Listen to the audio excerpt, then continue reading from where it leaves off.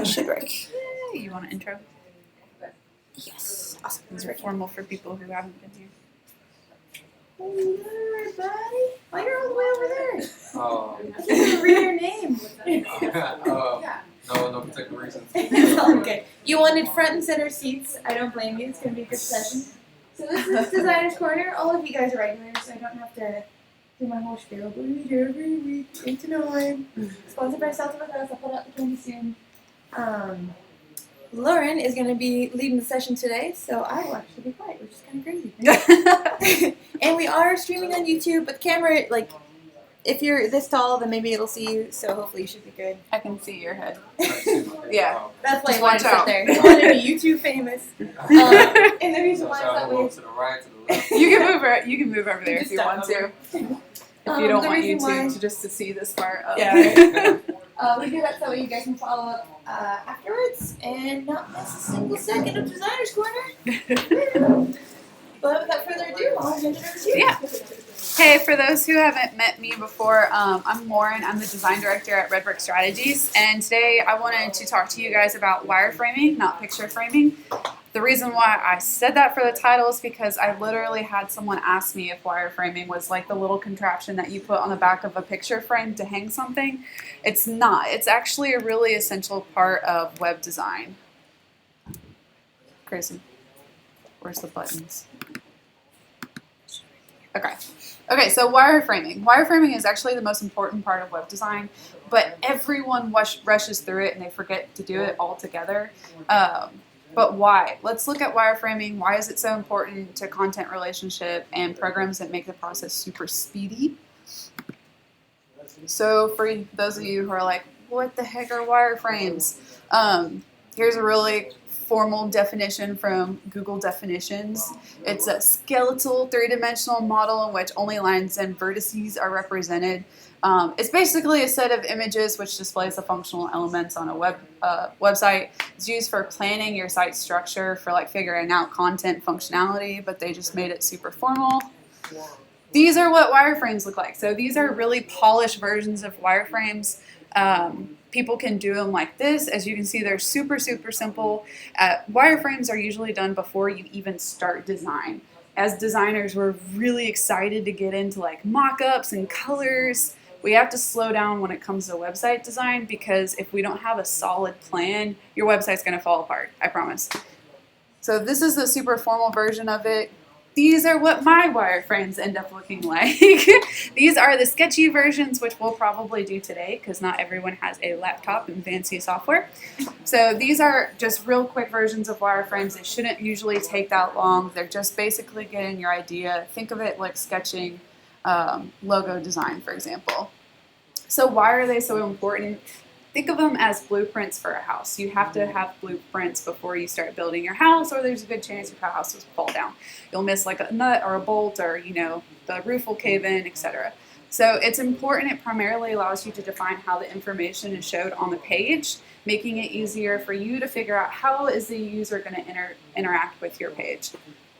And also call to actions. For example, wireframes can contain various states of like buttons and menu behaviors for you to figure that out at first.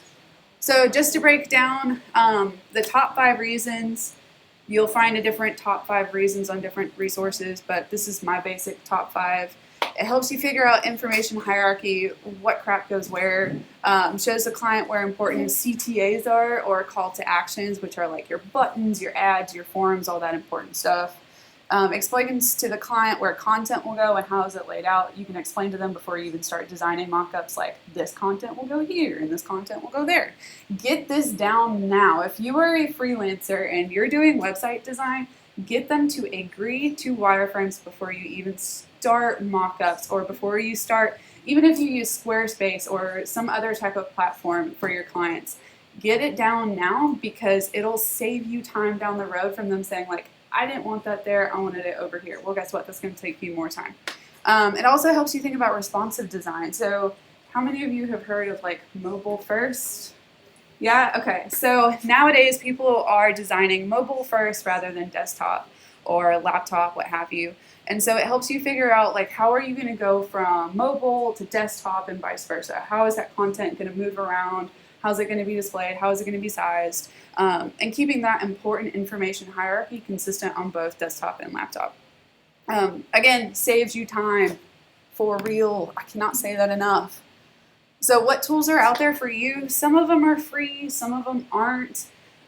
These are like the online software things that you can use. There's also Illustrator. There's this amazing thing called pen and paper. But Wireframe, CC, Macoops, I don't even know how to say that, UX Pen, Sketch, and I use Adobe XD. It is in beta format right now, but I love it. I love it so much, and I have Adobe software, so like it comes with it, aka sort of free. Okay, so I'm not paid by Adobe, but this video is pretty dang awesome, so I'm gonna play it. These visuals are awesome, and hopefully the sound works. Things we design today are more than just static visuals.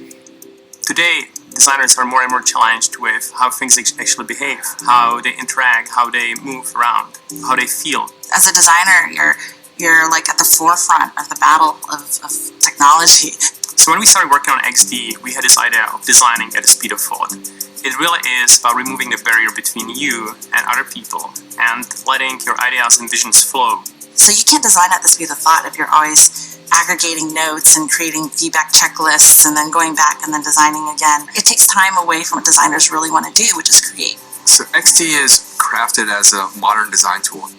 And the first thing you notice is how really, really fast it is. There are a lot of really thoughtful touches in XD that let you shortcut your way through tedious tasks that designers are doing every day, like duplicating objects or managing symbols or smart objects. So it's not enough just to rebuild or even reinvent design tools that people are working with today if we don't take advantage of the cloud. With the power of the Creative Cloud, we're able to actually provide online, real-time collaboration that hasn't existed before. With co-editing, when you create an object, we'll see that object. When you drag a line, you'll see that line. When you start typing text, that text will change in real time. The core principles for XD are relieving the burden of managing your work. We've really tried to pare away all of the unnecessary stuff that designers would rather not be doing. If you look at the whole workflow of design, prototype, and share, it really is one thing. It is not three separate workflows.